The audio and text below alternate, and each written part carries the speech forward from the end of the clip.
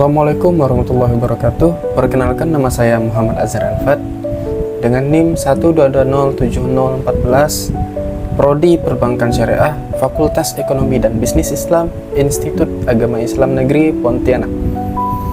Baiklah, di sini saya akan menjelaskan analisis mudharabah, yaitu bagi hasil terhadap perbankan syariah. Analisis pembiayaan mudharabah atau bagi hasil.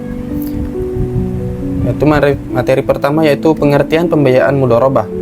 Pembiayaan mudharabah adalah akad kerjasama usaha dalam sistem keuangan syariah antara pemilik modal dan pengelola usaha, di mana pemilik modal menyediakan seluruh dana, lalu pengelola menjalankan usahanya dan keuntungan dibagi sesuai kesepakatan, sedangkan kerugian ditanggung oleh pemilik modal selama tidak ada kelalaian atau kecurangan dari pengelola.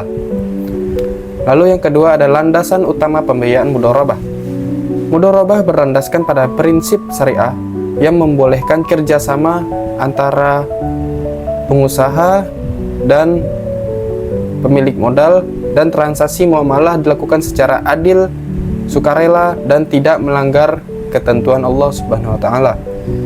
Dalam Islam, hukum asal muamalah adalah mubah atau boleh, kecuali ada dalil yang melarangnya, karena mudharabah tidak mengandung gharar dan riba maupun kezaliman dalam akadnya, maka diperbolehkan dalam dipraktiknya oleh Nabi Muhammad SAW.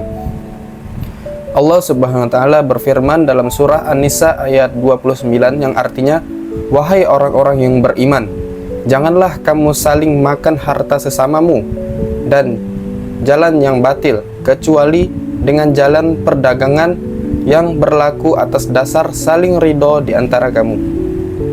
Ayat ini menjadi dasar penting mudharabah karena mengandung beberapa prinsip utama. Yang pertama yaitu larangan memakan harta secara batil, termasuk riba, penipuan, dan eksploitasi sepihak.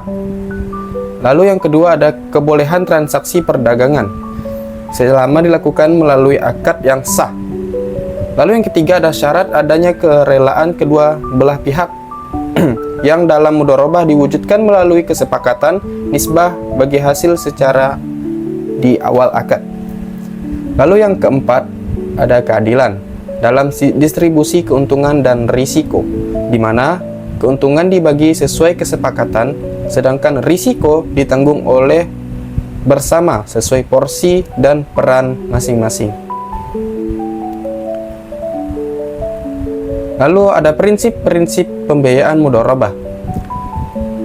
Di antaranya ada yaitu kerjasama usaha antara bank, sohibul mal, dan nasabah, yaitu mudharib. Modal dari bank, pengelolaan oleh nasabah, bagi hasil disepakati di awal akad. Kerugian ditanggung bank kecuali akibat kelalaian mudharib. Usaha harus halal dan sesuai prinsip syariah. Yang terakhir, akad jelas dan transparan. Ketentuan utama mudharabah. Ketentuan utama mudharabah adalah bahwa kerjasama dilakukan antara pemilik modal dan pengusaha dengan membagikan keuntungan berdasarkan nisbah yang disepakati sejak awal akad. Sementara kerugian ditanggung oleh pemilik modal sepanjang tidak disebabkan oleh kelalaian atau kesalahan atau lain kecurangan pengelola, serta seluruh kesepakatan harus jelas dan sesuai dengan prinsip syariah. Yang selanjutnya ada mudharabah di bank syariah. Mudharabah di bank syariah adalah bentuk pembiayaan atau penghimpunan dana berdasarkan akad kerjasama antara bank dan nasabah dengan sistem bagi hasil, di mana bank syariah bertindak sebagai pemilik modal atau sohibul mal dan nasabah sebagai pengelola usaha, yaitu mudharib. Sementara keuntungan dibagi sesuai nisbah yang disepakati dan kerugian ditanggung oleh pemilik modal sepanjang tidak ada kelalaian atau kecurangan dari pengelola, seperti yang sudah saya sampaikan sebelumnya. Jadi kesimpulannya adalah pembiayaan mudharabah merupakan salah satu instrumen penting dalam sistem keuangan syariah yang menegaskan nilai keadilan, kepercayaan, dan kerjasama antara pemilik modal dan pengelola usaha. Berlandaskan Al-Quran, khususnya Quran Surah An-Nisa ayat 29, serta didukung oleh hadis ijma' ulama, mudharabah menjadi akad yang sah dan relevan dalam praktik ekonomi Islam. Penerapan mudharabah di bank syariah tidak hanya bertujuan memperoleh keuntungan, tetapi juga mendorong pertumbuhan usaha yang halal, produktif, dan saling menguntungkan.